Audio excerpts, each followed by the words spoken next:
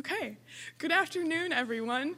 As you continue enjoying your lunch, I've been asked to let everyone know that we are a #1 trending topic on Twitter, so please continue tweeting about what you see, what you hear, and what you experience this afternoon, and use the hashtag #MUO'Brien. So, my name is Brittany Carloni, and I'm a senior journalism major here at Marquette University. Last year, I was fortunate to work as an O'Brien Fellowship intern with Dave Umhafer of the Milwaukee Journal-Sentinel. You'll hear more about his project later this afternoon. My experience working for the O'Brien Fellowship helped me grow more confident in my journalism skills, but it was especially rewarding to work with a reporter from the Milwaukee Journal-Sentinel. As a native of the Milwaukee area, I grew up reading the Journal-Sentinel, and my parents still receive a physical copy of the paper every morning.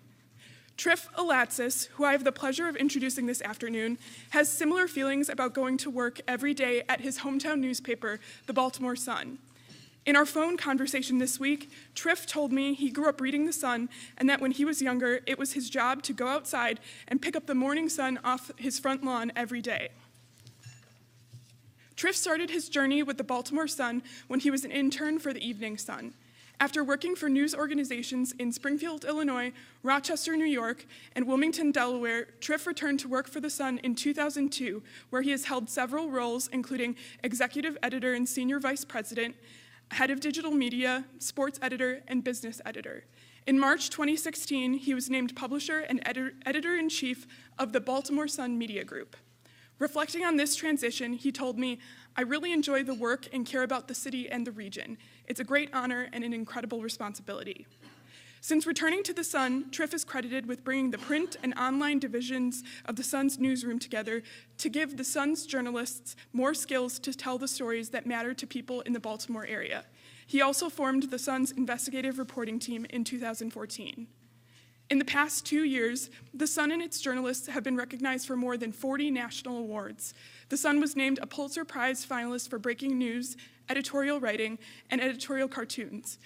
For its coverage of the Baltimore riots and the aftermath, the Sun received 2 2015 Online News Association awards for breaking news and explanatory reporting. The Sun has also been recognized by the Investigative Reporters and Editors Organization, the American Society of Newspapers, and for the past 2 years, the Sun was recognized with the prestigious James S. Keat Freedom of Information Award. With a commitment to investigative journalism, Triff said the Sun's partnership with the O'Brien Fellowship for reporter Justin George's Shoot to Kill series raised the ambitions of the newsroom.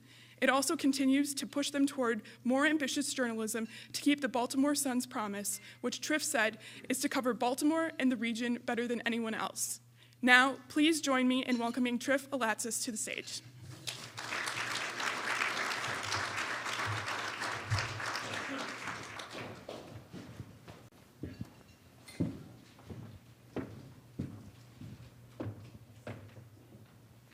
So thank you, Brittany, for that wonderful introduction.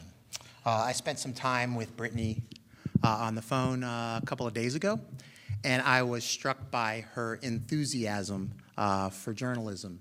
And I've really gotten that sense from being here over the past 2 days. It's really been really wonderful to be here and to listen to the panelists and to get to be inspired by all the great work here.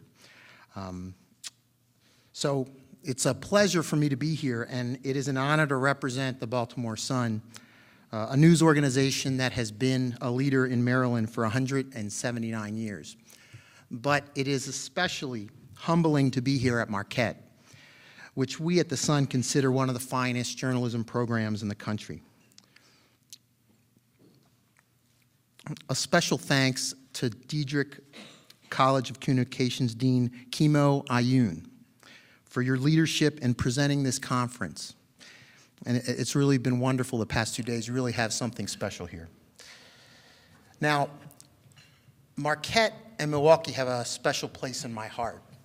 My father-in-law, Jim Teege, was a broadcast journalism professor at Marquette until his death in 1991. Each year, Marquette recognizes an alumnus who displays exceptional ethics in their field with the James T. Teege Award. So because of this connection, I know firsthand how important Marquette is to journalism and how the O'Brien Fellowship is leading our profession with its commitment to cultivating young journalists, helping veteran reporters and editors further their skills, and most importantly, investing in public service journalism around the country. The reason we are all here today is because we believe journalism should be more than just highlighting problems. Our mission in Baltimore, like most local news organizations, is to highlight the successes, but also to uncover and detail the challenges facing our communities, and to lead the way in identifying solutions to make the places where we live and work better for all of us. So how many students are here? So why don't we give them a round of applause?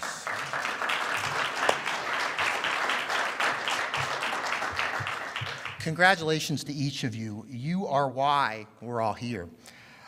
You are who we should always celebrate at things like these.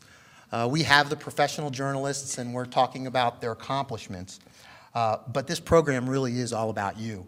And I learned that from my father-in-law as he taught me about academia. You can never have functions like these without the students. So thank you for all that you do. We're very proud that you're the future of our business, and we should never forget that. So this program's all about you, so thanks. Now, Baltimore is especially fortunate because the O'Brien Fellowship has been on our mind for the better part of 2 years. I was excited about the program as soon as I heard about it from O'Brien Fellowship Director Herbert Lowe when we met at an editors' conference in Chicago.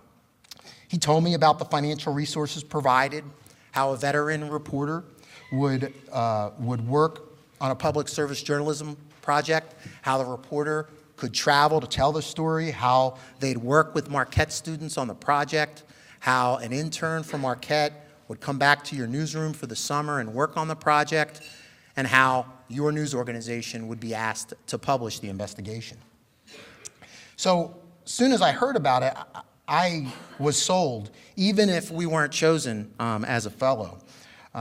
It was then that we in Baltimore made an even deeper commitment to finding new ways to invest in more public service journalism, whether or not we were fortunate enough to be chosen. Because public service journalism uncovers problems and provides the kinds of information that can help identify solutions.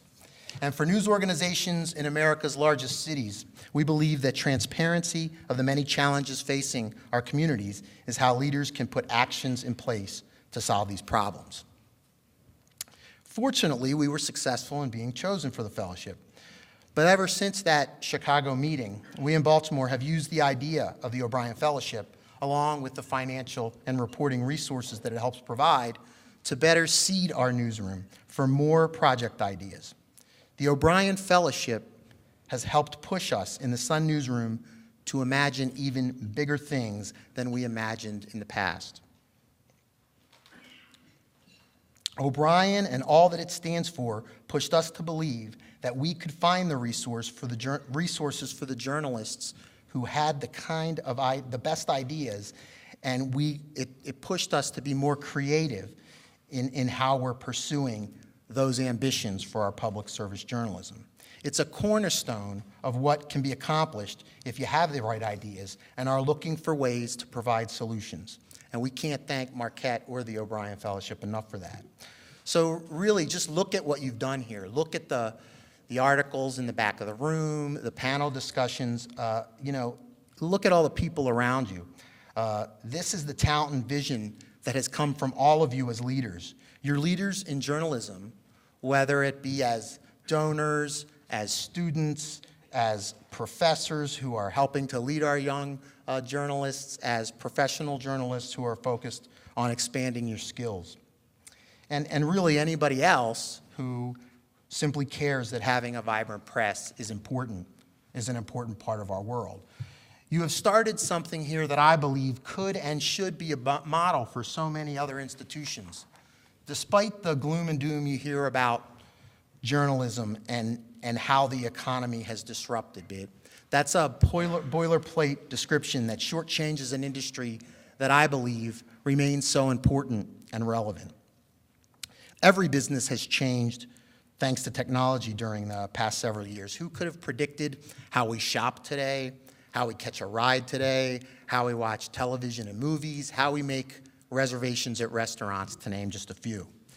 And most importantly to all of us, how we've consumed news has changed and will keep changing. And I believe we should embrace that rather than pining for the past. And we should thank and invest in institutions like Marquette for preparing students to deliver news for the next generation. In short, the businesses that haven't adapted aren't here. So while it's easy to complain that this industry is not what it used to be, we should champion the fact that we have changed to better meet the demands of our readers.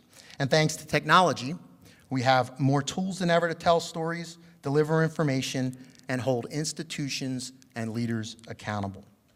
So to all of you students considering this field for your future, I say it's an industry that continues to be a leader in investigative journalism, in community debate, and in business. A special thank you to Peter and Patricia Frechette for making this generous donation in memory of their parents, Perry and Alicia O'Brien. Their vision for investing in this kind of journalism inspires all of us and pushes us to do the best job we can in the kind of journalism that we know they are expecting. It is a testament to their parents and their zest for journalism.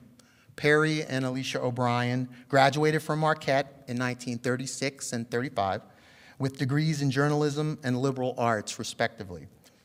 Perry O'Brien was a reporter and staff photographer for the Janesville Daily Gazette. Alicia Sexton O'Brien helped to push forward Marquette's entry as a co-ed college and served on numerous boards with the College of Liberal Arts. I was sorry, as I know many of you are, to learn about Patricia Frechette's passing last month, and we all join in sending our thoughts to the Frechette family during this difficult time.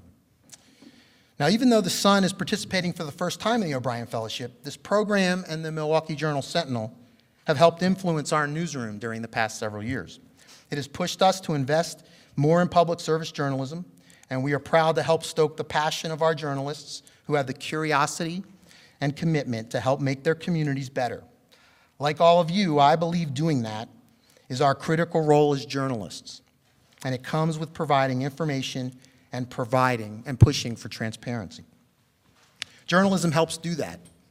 It's doing it more than ever, and Marquette is leading the way through this fellowship and helping to augment so many newsrooms around the country to more deeply pursue this public service journalism.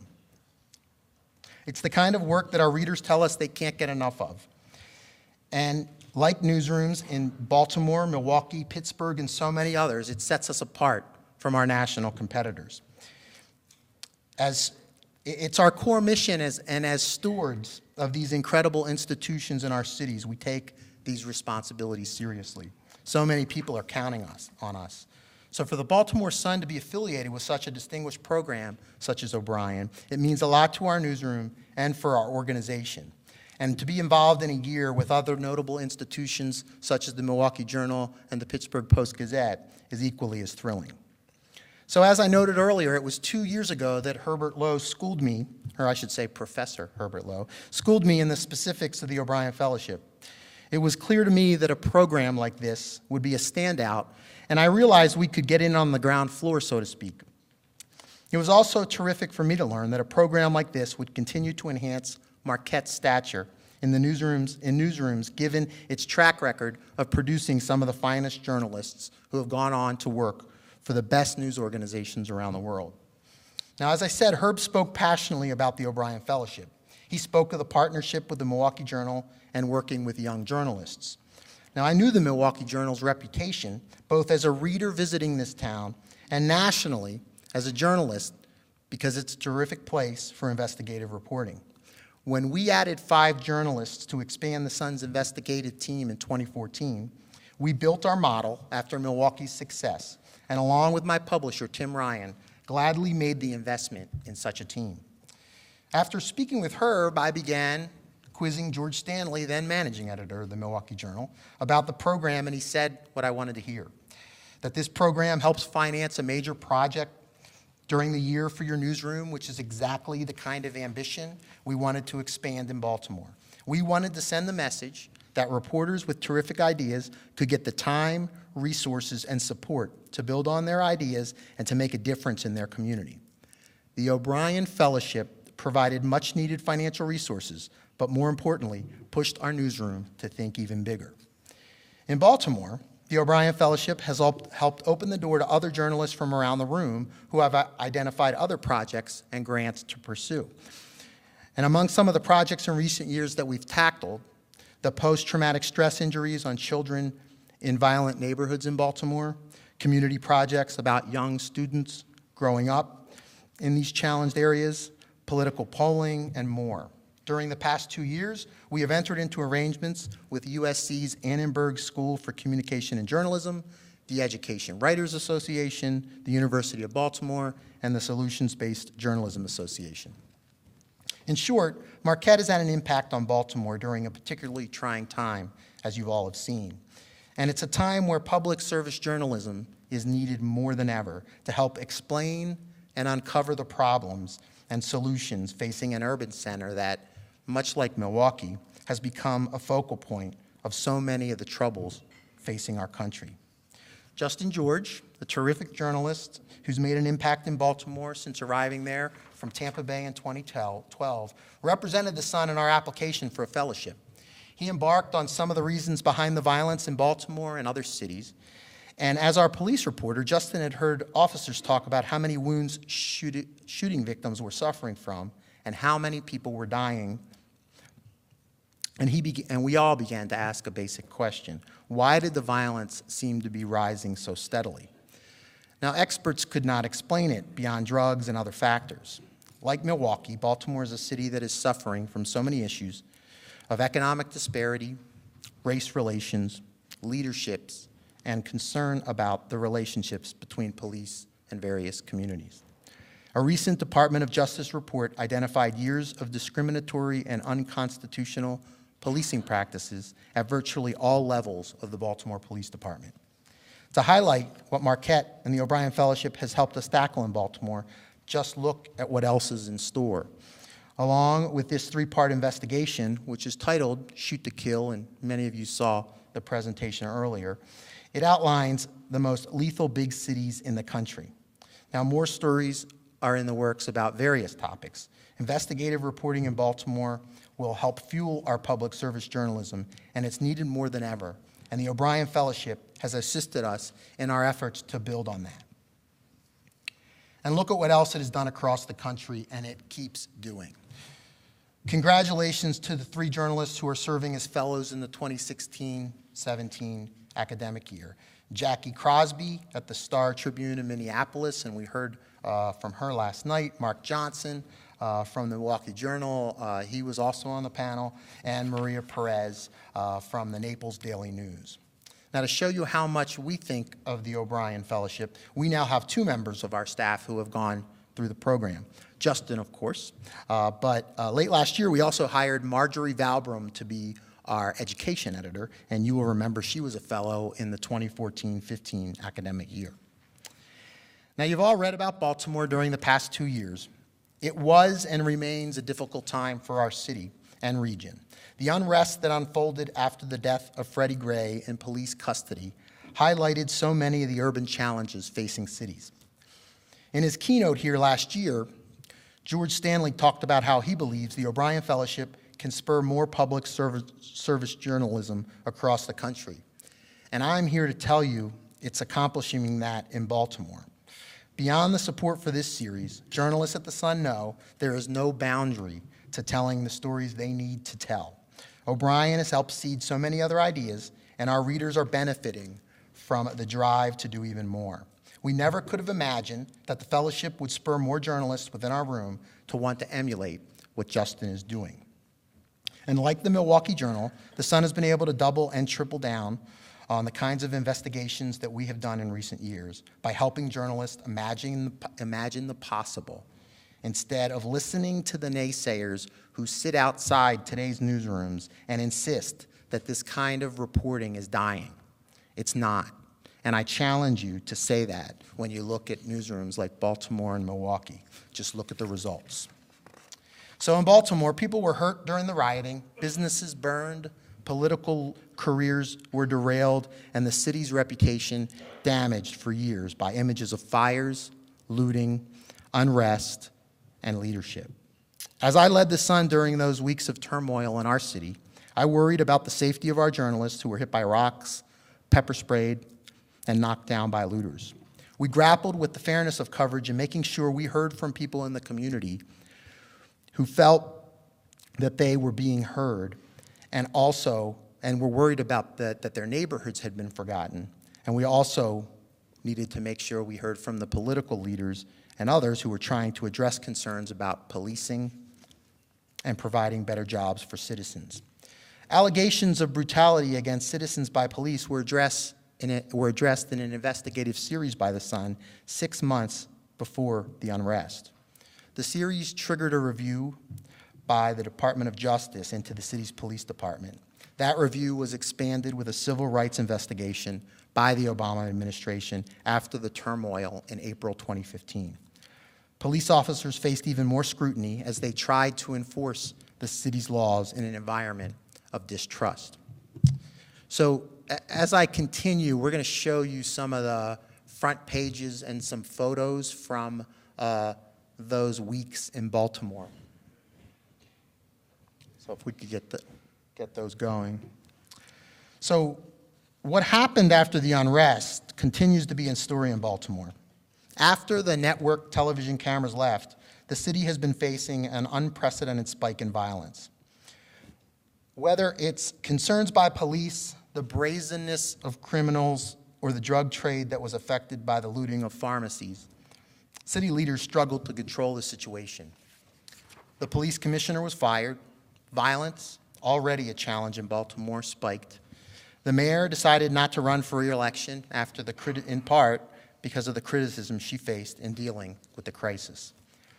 Now, what's important to remember is that during all of this, the Sun already had been accepted to participate in the O'Brien Fellowship. We learned in March of 2015 of the honor. The unrest occurred a month later. The officers were charged in May. The city and the stories about what was happening are still unfolding. Now, we made a decision then that we needed to have Justin participate in the fellowship because it was important to have someone step back and take a look at Baltimore and some of the root causes of the violence. It would have been easy to say he couldn't do it, that there was too much to report in Baltimore. But that's what this program is all about. Getting away from the day-to-day to focus on bigger issues that can help change lives. We believed it was important to continue investing in the future, looking for solutions for what was happening in Baltimore, and to make sure public service journalism focused on the future of the city as well. It was important for us that we focus on reporting that could change policy and perhaps lives through our work. Now, don't misunderstand, we missed Justin sorely in our newsroom as our journalists raced in 2015 to outline issues of lead paint, segregated housing policies, policing, the spike in violence, the police officers' trials, the acquittals, and so much more. Justin, while still in Baltimore before leaving for Marquette that summer, was the only reporter who was able to convince Baltimore police to let him shadow the department during the investigation of Freddie Gray's death. Thanks to his sourcing of the police department, Justin was provided exclusive access to behind-the-scenes efforts of the police investigation. It was a controversial decision by the police to allow the Sun in, but it was a testament to having strong reporters like Justin who could push the police for such access. So while a major story was unfolding in Baltimore and the national media descended on the city, the Sun was the only news outlet to offer details from behind the scenes. The only restriction was that we could not report on what we saw until the city prosecutor decided whether or not to charge the officers in Gray's death. So we thought we had plenty of time for that. But as you know, the charges against the officers were announced days later. And Justin began writing what he saw.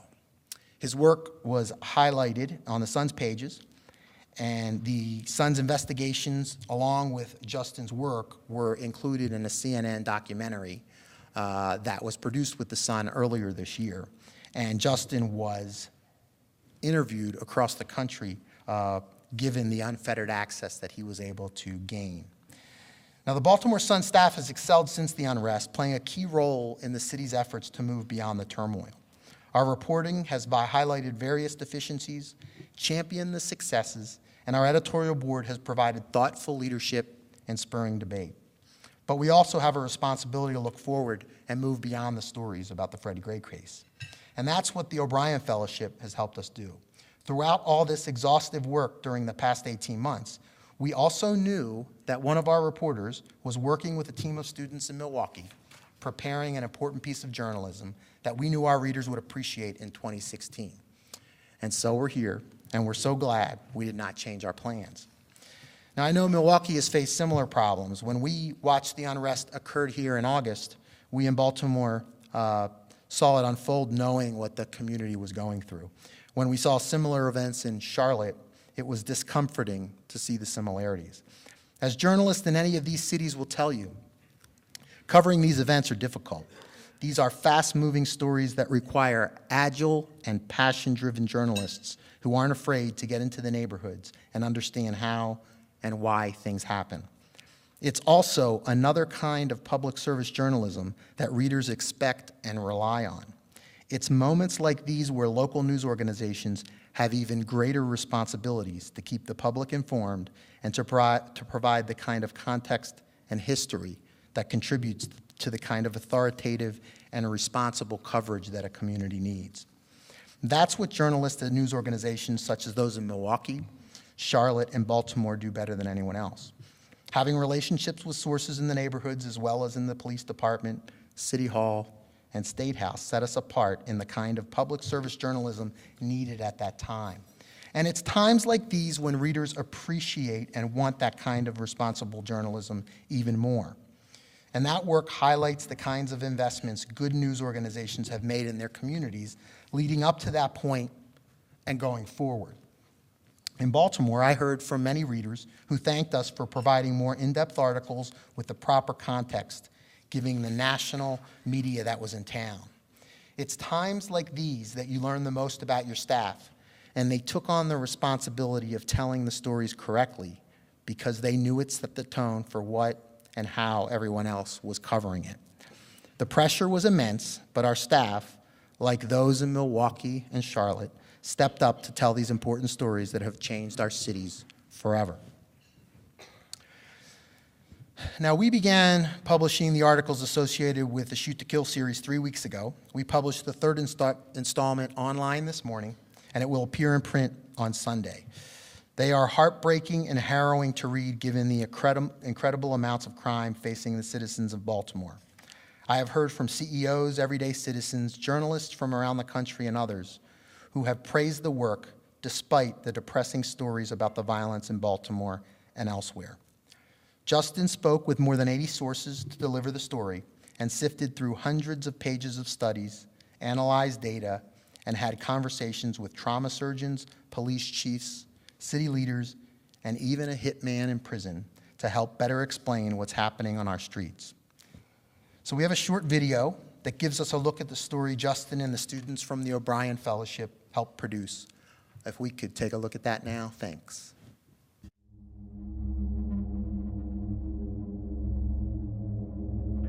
If I shoot you in the leg, I know what I'm going to get. If I shoot you in the stomach, I know what I'm going to get.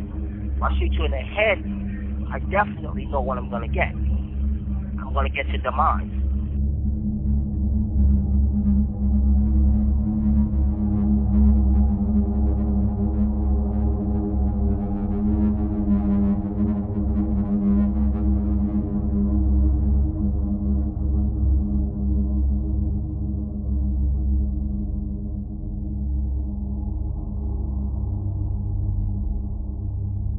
We have certainly seen a significant increase in the gun violence this year as opposed to last year.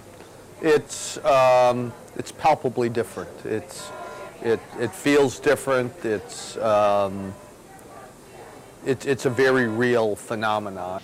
The violent crime has changed in the last 2 years. We've seen an uptick in the amount of gunshot wounds, multiple gunshot wounds, and stabbings.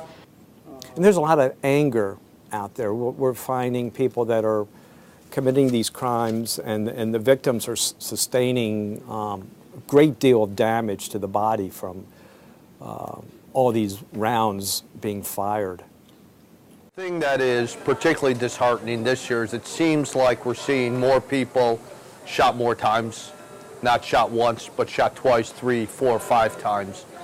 And that makes it infinitely harder to care for them.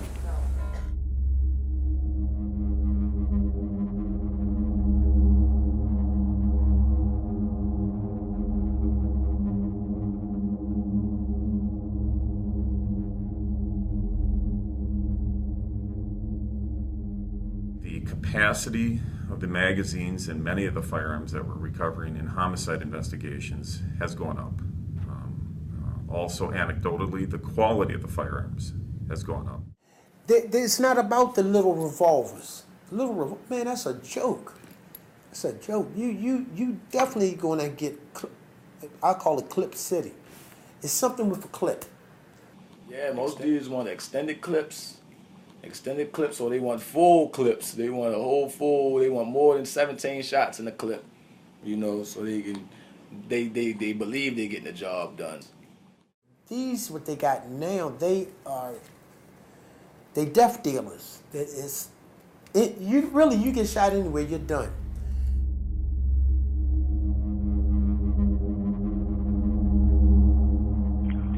None of us are trained snipers on the street, so naturally, of course, we want to be up close and personal with the person. Most of the witnesses, the victims, and the suspect know each other. Whether they've been friends in the past or whether they lived in the same neighborhood, but a lot of times each of them know each other. The victim may not even see it coming, meaning his guard isn't up. The shooter has the drop, which would mean also that they're firing at a much closer range than a stranger would be. So what happens is historically, Baltimore got neighborhood beefs. That's it. And those neighborhood beefs become family beefs because some families are larger in certain neighborhoods. Mm-hmm. When you start talking about family beefs, now it becomes personal. Mm-hmm. And the personal beef never stops. A lot of the confrontations could be any number of things. The old standards, money, sex, girls, pride and disrespect tend to be the major motivation. That's just excluding drug disputes, which is a little bit different scenario. A lot of these brothers out here, they got, I guess you could call it a death wish mindset. Death doesn't bother them at all, and some of them seriously get off on it, Bullets don't have no name, they don't discriminate at all. And the people with the guns, they just don't act like they don't have no feelings no more. They don't care. I think a lot of these kids growing up on the streets, unfortunately, see this violence at a young age. So I think it just, becomes something that's the norm to them, unfortunately. I don't think they get up in the morning and think it's just the culture that they live in. The bullet didn't kill. The bullet didn't go into that gun. Poverty went into that gun. Homelessness, bad parents, bad schools, bad community, bad church. Everything went into those guns. Everything that they're not getting goes into them guns, and that's what they shoot. You know what I'm saying? And it's a bigger problem. It's a systemic problem that has to be dealt with. Because most of these kids don't know what they're doing. It's just like a style. They don't have a clue the aftermath of what's happening, what they're doing to people and family. They're destroying the whole nation at the rate that they're going. They don't have a clue about it. They think that it's acceptable, that it's okay they do that. And on the other side, where's the justice? None of us get any justice for our children's murder. I don't know, because there's so many of them that they don't have time to keep up with them, or it's like, we got to get these young men off the street and get them some help. And the communities have to start healing, and that's through themselves.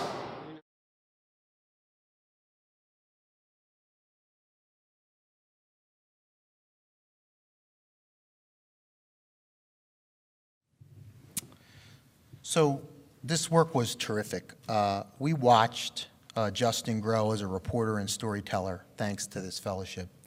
Marquette students who helped with the research for the pieces included Wyatt Massey, Hannah Kirby, Natalie Wickman, and Matthew Culling. And Hannah was here earlier, so thank you. We watched intern Wyatt Massey do a phenomenal job in the Baltimore Sun newsroom this past summer. Interns at the Sun are given great opportunities to see how they perform. And like in life, the more they can handle, the more opportunities they are given. Wyatt was one of the best interns we've had in Baltimore, and we had a terrific crop of students this year, so the bar was high. We saw editors like Laura Smitherman and Pulitzer Prize winning reporter Diana Sugg grow as well as they work to push Justin's work to new heights as his editors. And they were working on it last night too. So thanks for all that. Really, there's so many people. It was great work by photographers, designers, data scientists, copy editors, and more. Once again, the Sun stretched its ambitions because of the O'Brien Fellowship, and our newsroom and organization is better for it. We were able to tell a story that no one else has told before, and it's all because of the work that started here at Marquette. Now, I'm from the Baltimore Sun, so I'm well aware of all the efforts there, but we saw exceptional work by the Pittsburgh Post-Gazette from Liz Navratil, who you saw on the panel earlier. Her investigation identified thousands of cases in which criminals wanted on probation or parole violations commit new crimes before being captured. Her work highlighted deficiencies in how crime enforcement struggles to find people wanted on outstanding warrants. And she detailed haunting stories about people who lost loved ones because of the inadequacies of the system. It's leading to reforms and likely will save lives. And in Milwaukee, where Dave Umheifer and Sarah Hauer studied the 5-year-old Act 10 era and the after effects of Wisconsin's battle over union power and its impact on education in Wisconsin, and I know you have a panel later today. So this kind of journalism is expensive to invest in. Many newsrooms can't afford it or choose instead to focus on other important issues, such as breaking news, explanatory reporting, and other community issues. But like the Milwaukee Journal, we decided 2 years ago that it's what our readers expect more from us. So we've doubled down, and it's not easy, but it's clearly part of our core mission, and one that, if anything, we're trying to find even more money to invest in it. Thanks to the O'Brien Fellowship, Justin was able to travel to 5 cities to better understand the violence and to have heart-wrenching interviews with too many people who have lost loved ones to this growing epidemic. And you saw 2 people here earlier today. Ms. Wimbush is still here. Thank you for your assistance on the stories and for telling your story. O'Brien and the Sun provided Justin with the infrastructure to tell these important stories, stories that our readers and leaders will use to grapple with these problems going forward. Readers expect this kind of reporting. People want to be informed and surprised by the information that we're uncovering in their communities. People are looking to the O'Brien Fellowship to help continue to do that across the country.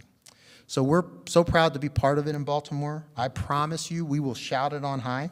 On behalf of the readers in Baltimore and the journalists there, as well as Pittsburgh and Milwaukee, thanks to the O'Brien Fellowship and Marquette for providing the kind of journalistic excellence and leadership that we need more of going forward. We're all fortunate to be a part of your growing world here. We'll do whatever we can to help it thrive even more. But thanks so much to all of you for having the vision to inspire a new crop of journalists and to reinvigorate so many veterans in this fast-changing industry. So thank you.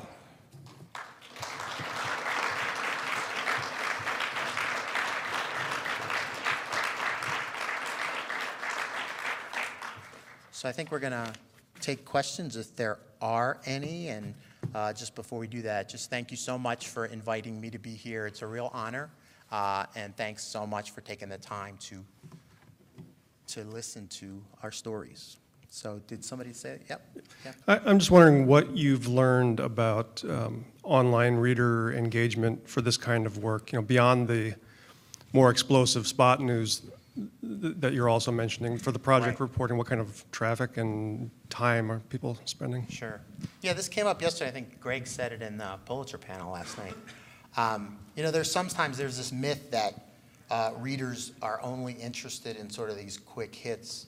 And certainly breaking news does very well. We saw incredible records in terms of traffic during the unrest.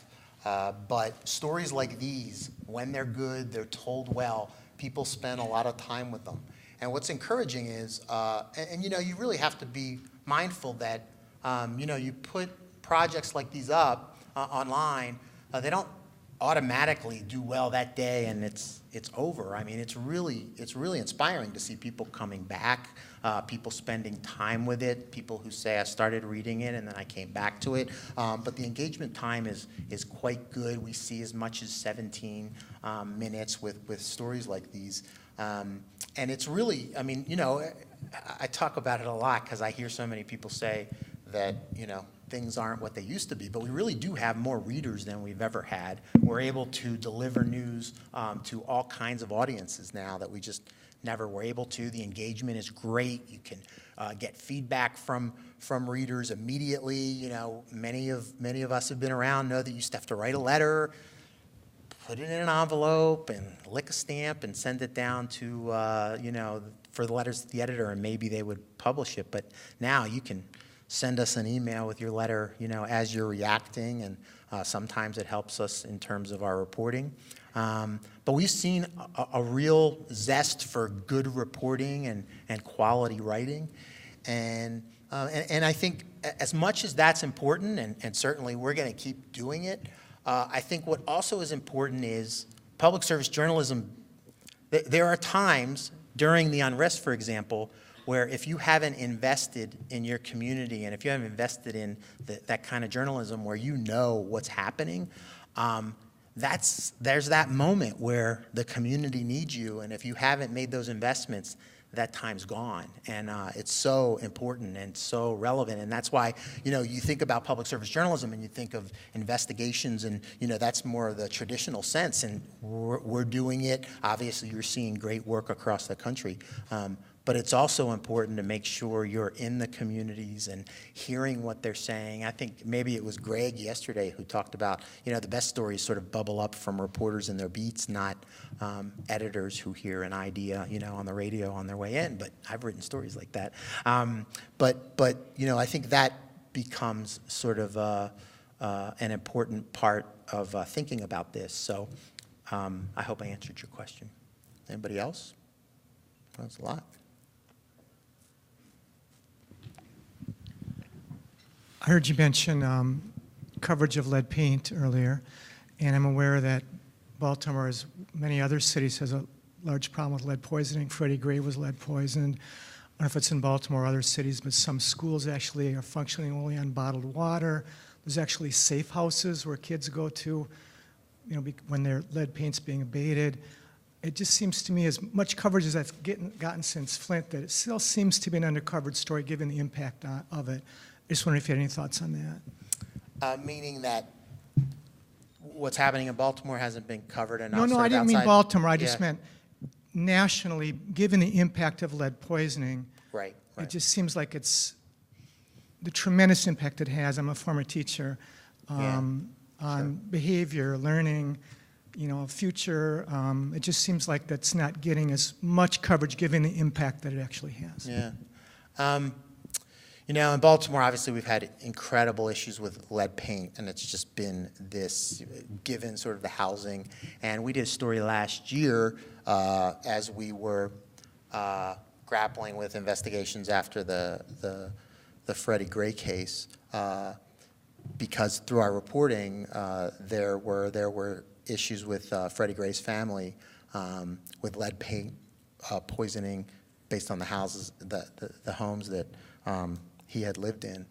And what we found was, as much as the industry has changed and there's a lot, you can't build a house anymore with lead-based paint, we really still saw issues in Baltimore that continued to be a problem after all these years based on all the things that we know. And then certainly you talk about lead in water with the issues that we saw in Flint and elsewhere. You're right. There's just, there are so many issues out there, and our job is to make sure that we try and stay ahead of it, uncover problems before, so that people know about them. But you're right. There's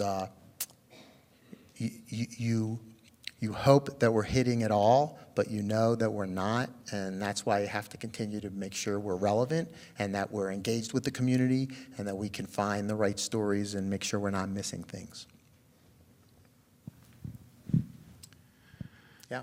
Triff, do you have a landing page where you assembled all your breaking news coverage from the riots last year that you could send the students to? Because that could have easily won the Pulitzer Prize for breaking news. It was outstanding work, and I think that it really showed how the investigative work that your newsroom has been doing was able to better inform your breaking news coverage when the riots actually happened, because you just had so much knowledge of your community and the problems it was facing that when the fires broke out, you could bring all that context into the story. So maybe you could send them to a landing page where they could read that. We do have it, and we'll make sure that you get it. And thank you for your kind words. And I know that George was a judge for AS&E, so thank you for choosing us. We appreciate that. So, yes. Okay. I just want to know, how important was the use of social media with the Shoot to Kill series? Very important. Justin, you know, we're fortunate, as a lot of newsrooms are today, that we have very savvy reporters who are very engaged with the community. So obviously we want people to share and to engage with us. I know we've heard from lots of people. There have been there's been great reaction, and obviously we're not even finished yet.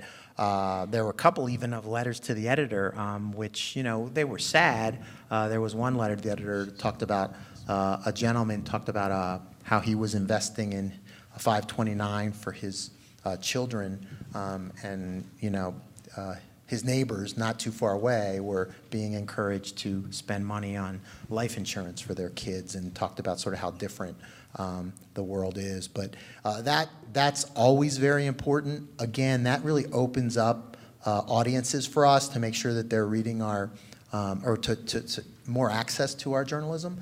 And that's really, those are the kinds of things that people forget when they say we don't have as many readers. That's just not true. We may not have as many readers through print, but we have more readers than ever before. And social media to the unrest was incredibly important. That was one of the things, you know, we were really able to get a lot of our reporting and to sort of stay up on lots of tips and developments around the community. But you know, social media is, we have a social media team, but everybody's expected to be sharing their stories and engaging with readers. So we put a premium on that all the time and have for years. So we all know as journalists that it's really important now with visual storytelling and photos and video and that sort of thing. And you talked a lot about how, as a newsroom, you've developed and evolved with public service journalism and reporting, but how have you evolved as with visual storytelling and interactives and that sort of thing? What have you had to do to change and advance? Sure, that's a great question, and obviously it's changing all the time. But readers expect lots of visuals. Certainly, there's a lot of interest in video, and most of the newspaper.coms, people are consuming more video there than they are from even like your local networks. And so we've had a lot of success there.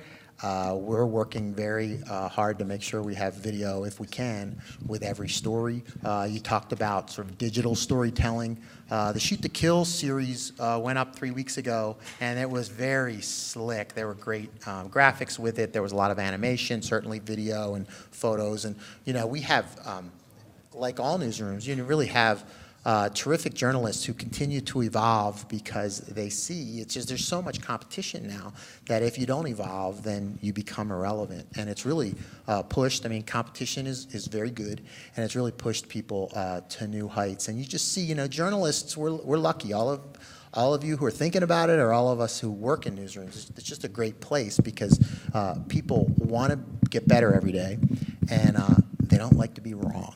And so, you know, it's just a great environment. Certainly they're not afraid to say what they think. That's what we pay them for.